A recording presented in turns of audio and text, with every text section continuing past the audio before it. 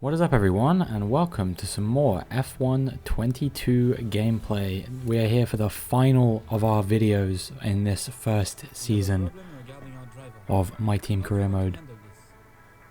Immediately we've got a marketing event coming up. We can either choose to boost our team acclaim and get a bit more cash, or we can boost our driver acclaim. And as we're trying to keep Robert Schwartzman cheap, we are going to go with the team acclaim one instead, especially because we're trying to sign a new sponsor maybe before the season is over as well. We can boost a bit more team acclaim by doing this event. But yeah, we've got a big race ahead of us, because we need to finish in the points in this race if we want to reach our sponsor bonus, and that's going to be about $6 million we get. All rides on whether we can get that points finish in this race or not. It's Abu Dhabi, which is not one of my stronger tracks. Not to mention, we're going to have to take a 5-place grid penalty here, replacing our internal combustion engine, which failed in the Brazilian Grand Prix while we were running in the points. It could have been so simple. Maybe I regret not taking more risks in the sprint race and scoring a point in the sprint. If I'd have known, maybe I would have done. But you never can know. Initially, I think about going back to an old engine, but then I think to myself, lots of people are going to have penalties applied in this race. The only way that I am going to make progress is if I have a strong, fresh engine. I'm not going to be able to compete with the cars around me if I'm using a dog engine that can barely make it to the end of the Grand Prix. So, in the end, I do go for the new engine. We'll take the 5-place grid penalty. It's only 5 places. Lots of people around us will have penalties, so likely what will happen is not too many of those will get applied. We've got the little Pirelli Hot Lap event at the beginning of the Grand Prix weekend. We made it through that no problem, so we successfully passed all of those throughout the season, which is nice. Come next season, I won't be doing those anymore. I'll just be skipping and advancing them. And we'll just maybe suffer with a little bit less team acclaim than we would be usually. But yeah, all in all, it's been a pretty rough season. Only 1 points finish all season. It was a 5th place, but yeah, it means that we're scrabbling to hold on to P9 in the Constructors' Championship, and I believe we're currently P16 in the Drivers' Championship. So not fantastic. It's, you know, by no means a bad first season. I feel like at least we certainly moved in the right direction. I mean, I would say we moved in the right direction. I think we actually went down in the pecking order quite significantly as time went on. But, you know, as far as making development progress, we're in actually pretty good stead, because we managed to cover off all of our developments that we made this season for the regulation change coming up next season. So who knows what could happen. We are now getting into the first practice session of the weekend. I'm going to just skip over this one as well, because I don't really feel like there's much point showing you my practice laps for the race weekend when there's a lot more important things at play. But it was a pretty good session. Top 3 again. Verstappen, Hamilton, and Carlos Sainz. What an incredible practice session that was. But the fun doesn't stop here though. Join us again as the rest of the weekend unfolds. So yeah, we did do a qualifying run, but to get P5 in a qualifying run was pretty good. I definitely think that practice session was worth driving for sure. Doing the race strategy and everything. It was really useful because the setup that I was running was quite a stiff setup, and it took quite some time to get used to. But once I was used to it, it was really good. You know, very fast on the straights in particular, which I think is going to serve us well, but to perhaps do some overtaking in this race. So yeah, perhaps for a change, we might be somewhat competitive with the cars around us, but we'll have to wait and see. We got 1,700 resource points, so I wouldn't be surprised if we tried to maybe sneak one more component on the car before the end of the season. Maybe try and make it a big one. We'll have to wait and see what happens regarding that. We're currently upgrading a lot in the aerodynamics department, in the chassis department, and in the durability department. So it's going to have to be engine department if we want to get anything. This fuel flow regulator is going to be 1k. We can get it on the car before the end of the season just about, and that is going to serve us very well. So yeah, we're now developing one component from every area in time for the start of next season, and then I'm sure we'll do a lot more development on the car before the beginning of the first race of next season, which will be most likely Bahrain, I imagine, unless there's a calendar change. But we'll have to wait and see what happens with that. So here we are. We're now ready to get into qualifying, and obviously I've got the 5-place grid penalty, and so what is crucially important here is that I get a good enough qualifying to the point that I'm not too affected by a 5-place grid penalty. Top 10 would be ideal, hopefully at least top 12. That's what I'm really looking for. If I can start no lower than like 15th, that would be ideal. So if I qualify 12th, I probably, after penalties are applied, might be able to hold on to at least 15th, I imagine. My first run was okay.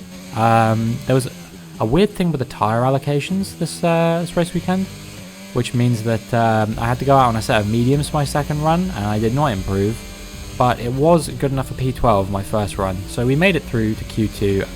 I feel like that's pretty expected now. I feel like there's only a few occasions where I don't make it through, and so yeah, we are definitely going to need to step up quite significantly if we want to make it into Q3. We were a couple tenths off Magnussen, who was P10, and I'm sure that all these guys are going to go faster in the next session. So I'm going to have to really find the good lap if I want to make it into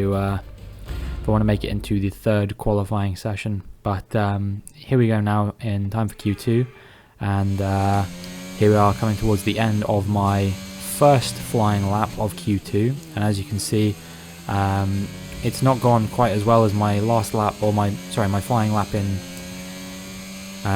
Q1, but that was because I was on a used set of tyres, because we for some reason only had 3 sets of softs available for qualifying, and one of them was reserved for Q3. So I wanted to wait until my second flying lap to go out on the fresh set of softs that I had available for me in Q2. And so that's the lap that you're looking at now, and like I said, I really needed a good lap if I wanted to make it out. You see here, I'm down in P15 after that 125.4. I believe it was a 124.8 that got me through in P12 to Q2. So I probably need like a 124, maybe a 124.4, I think, something like that. I remember looking at this timing screen. I think it was about a 124.4 or a 124.3 would have been good enough to get me through. So you'll see we're already 4 tenths up as we go through the first sort of sector and a half. And I mean, these tyres are a lot fresher than the ones that we were on initially, so I'm sure there will be more time to save as we go through the final twisty sectors, but obviously that will remain to be seen. We're 2 tenths up on Vettel at the moment, which is good because he's someone we're in direct competition with, and we take that hairpin very nicely, and we're 8 tenths up on our previous time. We need to beat a 124.5 to get ahead of Vettel, and that would be the P12 that I'm seeking for. And like I said, I believe Q3 is a 124.3, so we'll have to wait and see. We're a second up as we come through the final corners, still gaining time, basically gaining time through every corner. It's so good. And we go fast. I believe it was a 124.1 in the end, that was, and it's good enough for P8. It was an absolutely inspired lap. Honestly, I was really happy with that. When I saw that, I actually audibly cheered. That's how happy I was that I'd managed to pull that off. It was a really, really solid result for me, and yeah, one I was particularly proud of. So we've made it through into Q3, knocking out Lewis Hamilton in the process. You see that Norris and Alonso are actually the 2 fastest drivers, and Valtteri Bottas has managed to sneak in to Q3 as well. So yeah, a lot of surprises there. But now we're ready for Q3. Q3 was a bit more sort of run-of-the-mill. You know, you never really expect me to do amazing things. You see my first flying lap here. It's only going to be good enough again for sort of a 125. That was the set of tyres I did my final lap in Q2 on, another used set. Like I said, I only had 3 fresh sets, so I thought, get a banker in, try and improve it. We don't go anywhere near as fast as a 124.1 this time around, unfortunately. As we come up to the line, it's only good enough for a 124.6. But that time is good enough for P9, so we do finish ahead of someone. But yeah, no pole positions this season, I'm afraid, guys.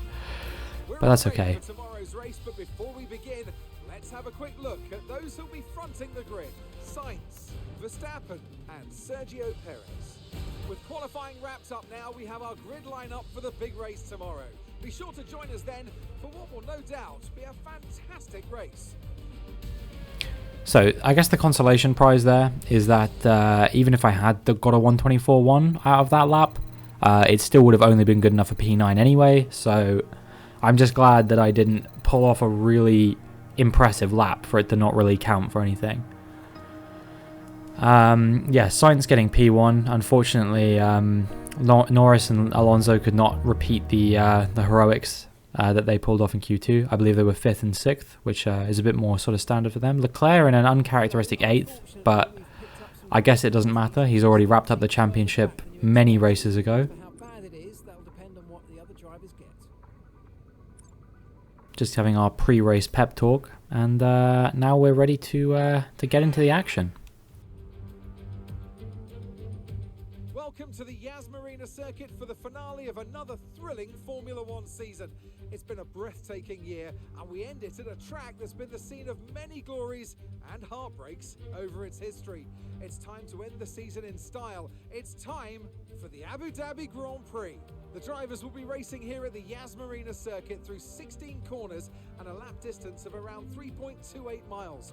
There are a few opportunities to pass with long straights and DRS zones in 2 places, so plenty of close racing, then plenty of speed and plenty of drama to be found in the laps ahead.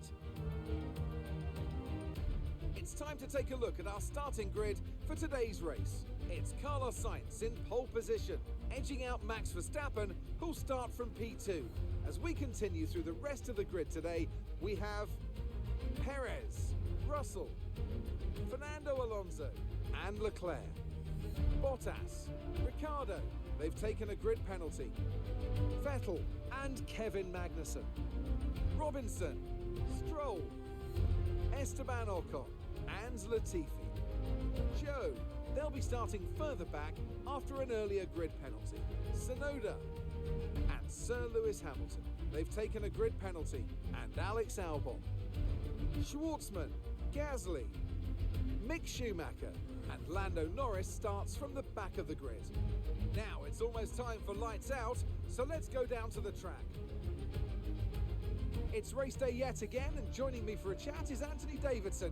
And our racers are certainly in for a rough day today. What will you be watching out for as they head into turn 1?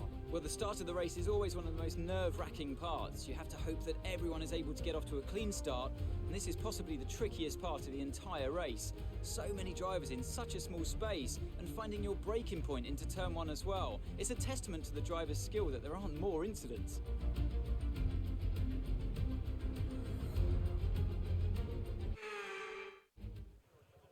So yeah, we only dropped 2 places in the end with the penalty applied, because a lot of the cars around us also had penalties applied. Lando Norris must have had a big one because he's starting at the back of the grid. It does mean that our one of our championship rivals, Sebastian Vettel, is starting P9 in what I thought at the time was going to be his last race in Formula One, but I actually think I got that wrong. I don't think it is his final race in Formula One. I think only Bottas is retiring this season. It's either only Bottas or only Vettel. I can't remember. I thought it was both of them, but it's just one or the other. Okay, incredible parking there. Nice one. That's going to give you the edge if you can get good launch as the race starts.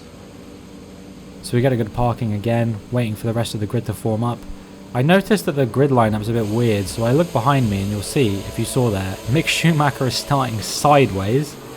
Which is unfortunate for him, but you know, maybe it's a new strategy. It doesn't seem like it's worked out for him because he's already like 40 seconds behind everyone. Not 40, but definitely like 10.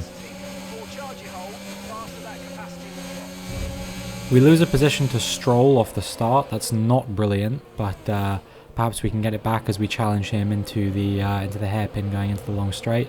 Actually, he goes for a bit of a dive bomb on Magnussen, and he's up into P10. So Aston Martin having a very good race, and we need to get back at them ASAP if we want to outperform them in the championship and cement this P2 we're chasing. But now I'm under pressure from Ocon as well. I go down the inside of Stroll and Magnussen and have to take evasive action. Obviously I let Ricciardo back through initially, but now I'm challenging him once again. It does look like he just about has the run on me. We'll see as we come into the hairpin. No, I actually am ahead. I think I was burning battery at this point. He's going to still come back at me again and go around the outside of the hairpin after this long straight. And, oh, there's bits of carbon fibre flying there. That is Charles Leclerc. Yep, it's Charles Leclerc. I think he had a collision with Alonso. And that has caused his race to come undone. I think he's actually retiring from the race. So, yeah. That is the way that the season will end for our champion. But, hey, at least he won it on track. Huh? Here we are now on lap 2, and you see that we are P6 after all the overtakes and after the Leclerc-Alonso incident. Alonso actually went into the pit. I don't know if you saw that or not, but he had to pit for the damage that he sustained as a result of the collision with Leclerc, which meant that we gained a couple places off that. Ricciardo's going down the inside of us. I've decided I don't really feel like this is a fight worth taking. I think my fight is worth other people. I think I can fight the Aston Martins and the Haas's, but I think McLaren might just be slightly too far out of reach, even if Daniel Ricciardo is not the driver he once was. I still think it's better to bide my time, not fight with him too hard, and then try and consolidate the position I know I can have, rather than inviting lots of other people into the fight, such as this man Sebastian Vettel, who we're riding on board with now. And you see, he just drops it completely on his own as he comes through that chicane. Really clumsy, and one of our biggest competitors in this race eliminated, basically, unless he can claw his way back to a points-paying position. Now we're on lap 10, and you see we've got big pressure being applied here by Kevin Magnussen. We're doing well on the battery. We're holding on to it, so that's one less thing to worry about. We don't have to worry about our battery being depleted and not being able to defend from the cars behind with DRS, so that's very nice. I found that I only need to burn it on the first of these two straights, and then usually I get a good enough exit on the second one compared to them that they don't really catch up to me. But I'm under a lot of pressure from not only Magnussen but also Ocon. They've both got DRS and they're both very close. So I just need to keep my wits about me when it comes to battling with them. Ricciardo and Bottas are quite far away at this point. Bottas, you know, maybe we could probably close him down. A lap later, you see he's moved away a little bit, and Magnussen goes for a bit of a dive up my inside as we come into the first of the newly designed hairpins. As of, I think, last year was the first time that they featured. And even with the battery, I'm trying to squeeze him out as much as I can, but I think he's just about got this move done. We'll see if we can go around the outside. We actually made contact with his rear there, lucky not to sustain any front wing damage. We actually have a bit of floor damage, which you can kind of see there. That's from when we had to take evasive action over the curb to avoid running into the back of Ricciardo. Try and go around the outside of him here, but you saw the state of my tyres when I was looking at the condition of the car. They are in no position to go around the outside of absolutely anyone in this race anymore. We're one lap away from pitting, so that will mean that we'll have a bit more to fight with for the rest of the race. We'll be going on to the hard compound tyres. But actually I make a late call and I decide I want to come in one lap early because these tyres are not feeling good. You know, I very nearly went straight into the pit wall then when I was coming into the pits because of how hard it is to get the car stopped now. It feels incredibly heavy to begin with on the setup we're on, and when you're on like done tyres, it's not a risk you want to be taking. So we come into the pits, and yeah, everything absolutely fine with the pit stop, which is nice. And now we've got to try and close out the race in a good position. We come out ahead of Vettel, who I believe is yet to pit, so that's quite nice. And we're not too far behind Alonso either, who has pitted, but I imagine will be pitting again because he pitted on lap 1 and he's on a set of mediums. I don't think those are going to do 28 laps. I've been wrong about that kind of thing before. But anyway, here we are riding along with Daniel Ricciardo, one of our biggest competitors in this race. And you see, he is out. He's slowing down quite significantly. He actually almost takes out one of the Williamses there. I believe that's Albon. And yeah, pulls over to the side. You see a bit of a puff of smoke there. I think it was an engine failure. that Mercedes power unit unfortunately giving up in the final race, and so that is the end of Daniel Ricciardo's session as we go speeding past him. And now we're within DRS range of Alonso, so we're going to try and apply the pressure to him if we can, because he's on very weak, used, old tyres, and we're on quite fresh hards. So you see, we can brake later, we can get more traction through the corners, we've got the battery, so we're going to try and make the overtake happen on him. Maybe we could try and get him into this hairpin. It's an audacious move because the AI does like to close the door coming through this hairpin, but you see we're right alongside him. He does leave us the room just about, and by the time we exit the hairpin we go over the curb a little bit, but we do manage to make the overtake stick. So that is P11 for now, I believe, but once everyone else is pitted, I imagine we'll be back up into a good position, and lo and behold, here we are on lap 20 and we're back into P6, and we're right on the tail of Valtteri Bottas as well. That has pretty much been the case ever since he pitted as well. He either he had a slow stop or the hard tyres were much faster than the used mediums, because we're significantly closer now. Not only are we significantly closer, but Lewis Hamilton, who I believe started P17, is significantly closer to us than he was at the start of the race. He is been having absolutely blinding pace in this race, and I don't think we're going to be keeping him behind for too long. I think the DRS to Valtteri Bottas is about all that is keeping him behind me at the moment, so I'm just trying to stay in range of Bottas, maybe use him to drag me along a little bit, create some kind of DRS train, not go for any moves, because otherwise I'm going to be the one that's in danger if I try and do something like that. We have another retirement. It looked like that was right behind us. I think that might have been, I think it's Esteban Ocon. So a tough race for Alpine to close out the season as well. Alonso obviously with the earlier contact with Leclerc dropping down the field. Now Ocon is out of the race. Very unfortunate for him, but what can you do? We'll see what happened with him here on board with his front wing, and then you see he just pulls over, much the same as Ricciardo did. There's the smoke, so it's another engine failure. Hopefully we don't have another one of those. I think we've had about 6 of those this season, maybe 7. So I'd like to avoid any more if at all possible.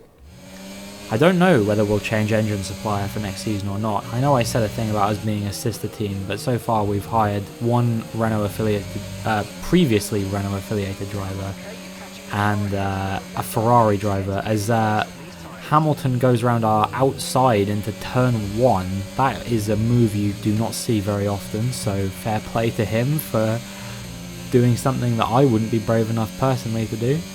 And that moves us down into P7, but with the pace that Bottas has been showing, I actually think we can catch him, and the only reason I didn't go for the overtake was because I didn't think it would be wise to battle him right as there were cars behind us. But now that Magnussen is 4 seconds behind us and Stroll's 7 or 8 seconds behind him, I think that's behind us, I think that's the delta, so about 4 seconds behind Magnussen. I'm feeling a little bit more confident about the idea that we might be able to have a bit of a fight in this race. I figured why not be bold and hold people up a little bit, because even if Magnussen and Stroll do catch up, it won't be enough for Aston Martin to overtake us in the championship, I don't believe. Maybe it will actually, but if Magnussen catches, it's not the end of the world. As long as we finish ahead of Stroll, that's the big one. I would happily fight with Stroll. Lap 23, and you see we went round the outside of Valtteri Bottas there in a very nice move. We pulled off what we couldn't pull off on Magnussen earlier in the race, and that has moved us back up into P6. I was confident we could fight with him, and I was right. Now here we are on lap 26. This is the 3-way fight for the lead between Perez, Sainz and Russell. You see Perez tries to go for a similar move that I did and just clatters straight into Carlos Sainz's front right tyre. And that's a broken front wing for him, and you see that he's having to come into the pits for a brand new set of mediums. So we're going to see, will we come out ahead of him after this pit stop? Because if we do, That's going to move us up into P5, and now suddenly we're on course to tie our best ever result in Formula 1. We had a P5 in Mexico, and it could well be a P5 here as well if we can keep Bottas at bay. And Perez, who is on fresh mediums in a Red Bull, is going to be hard charging within a lap for sure. Can he make up 2 or 3 seconds in that lap? He absolutely can. You see he's now half a second behind me, and as soon as he clears Bottas, he is going to be attacking and attacking again, and it's really as simple as that. So yeah, with the DRS, it's not really much of a contest for him, but actually Bottas is fighting back with him a little bit, and that is just enough for Bottas to stay ahead. Who's got the DRS there? I think it was just Bottas actually, so maybe Bottas will fight back at him again. Bottas doing the same thing that Perez did to Hamilton in 2021 here actually, ironically, and that might be what causes me to retain P5 in this race. I would never have been able to keep Sergio Perez behind, but Valtteri Bottas on old hards against new mediums has somehow managed to keep Perez behind. I have no idea how that has happened, but what I do know is that is 2 extra points that we might be getting now as a result of Valtteri Bottas' heroic defense. And perhaps if we had enough money, I might consider him, but then I remembered I think this is his final race of the season, so yeah, too little too late to sign Valtteri Bottas for the future, unfortunately. I said last race of the season, I meant last race ever, because I believe he's retiring from Formula 1, but I'm not 100% sure about that. We'll have to wait and see whether it was him or Vettel. It's someone with 2 T's in their name, I know that much. Here we are on the final lap now. Perez is going to have DRS to Bottas. Bottas does have DRS to me, but it looks like Perez just about has the pace. Maybe he had a better exit on his fresher tyres. Who can say for certain? We're going to have a look now and see, will he be able to make the move this time around? It looks like he just about does, actually. That's quite impressive. Even if he is in a faster car. Because it didn't look like... He must have gone for some kind of dive bomb or something like that. I'm not really sure what has happened there. But that's held them up again. They're a second behind us, and I think Perez is just about out of places to overtake us now. Carlos Sainz wins the race, you know, ending his season on a high. It hasn't been the best of seasons for him. I think he ends sort of about P3 or P4 in the championship. It's not been great for him. Perez is closing us down really quickly, but I think he's just about going to run out of corners. We're going to burn battery to the line here now, and in the end, it is just about good enough for P5. So we've done it. That's $6 million in the bank.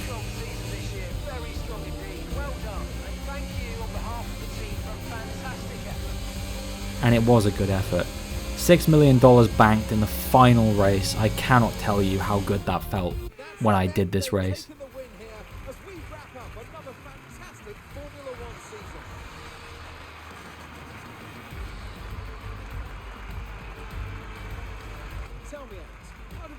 To achieve this win? Well, they certainly stood out as a driver with tons of confidence on the track. I think their ability to keep their cool, even during some of the more hectic parts of the race, meant they were able to capitalise on the mistakes of other drivers, giving them the opportunity to make their way to the top spot with ease.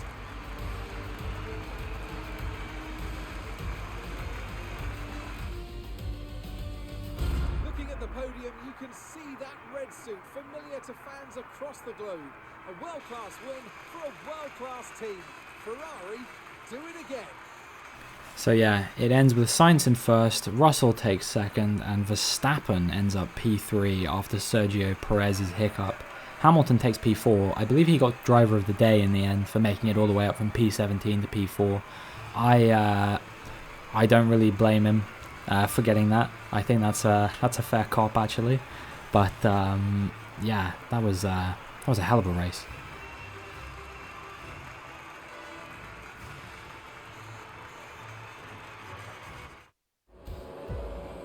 So we're going to move straight into the highlights now. Yeah, there's confirmation that Mick Schumacher did in fact start sideways. He has to turn around right at the beginning of the race, and I'm sure that basically fucked him for the entire race, which is unfortunate. A lot of people going for some risky maneuvers there. I think there was an AlphaTauri in the background trying to go 3 wide through turn 1. That wasn't going to happen for you, brother. I'm sorry to tell you. Sorry to break the news to you. Yeah, this has been we'll do a bit of a reflective on the season, I guess. It's been a really up and down season. I think the game, generally, has been the reason why it was so up and down.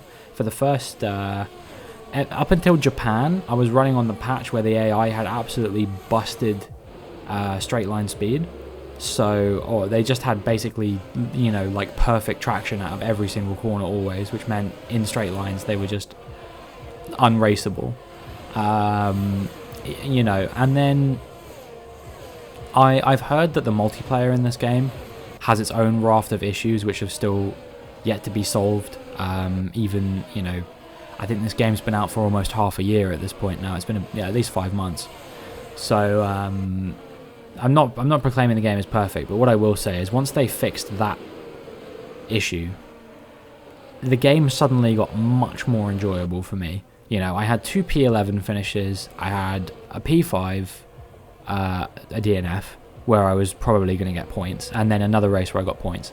I'm not saying that they made the game too easy necessarily. It could just be that I'm running it on too low a difficulty, or maybe I'm just having a good run of form. You know, it's really difficult to say. But one thing is for certain, that straight line speed issue, potentially, you know, in another world, it could have been that cost me quite a lot in this career mode. In fact, it's probably likely that it did.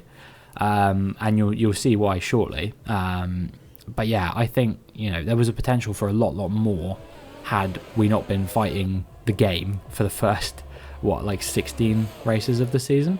And maybe 17, I don't remember.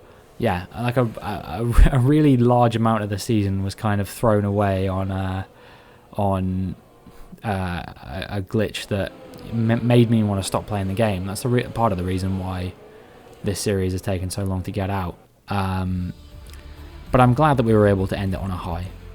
And we'll take a look at the standings now, and you see that result was good enough to move me into P14 in the championship. Bear in mind I had 0 points at the start of 3 races ago. We've managed to move ahead of both AlphaTauris, both Aston Martins, the Williams of Albon, and the Alfa Romeo of Joe as well. So yeah, that was a really solid result for us, and it's good enough to consolidate P9 in the championship. And this is what I meant when I said all those points that we got cost earlier in the season, would that have been enough for us to get P8? Possibly. You know, if we'd have got more points in many other positions, I don't see why we wouldn't have got P8 in the championship. But that's pretty much all I have to say about that. We'll see now. Robert Schwartzman just about moves into level 10, and that's going to make him worth 3 million.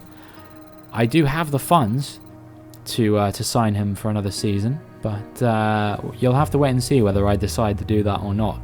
I'm keen to give him another chance, but I can't help but feel that he hasn't really done anything to have earned another chance. But yeah, I think we'll just have to wait and see with that one. You'll have to tune into the next video to find out on that one, I'm afraid. And yeah, that's pretty much it. I hope you enjoyed, and if you did, hopefully I'll see you in the next one.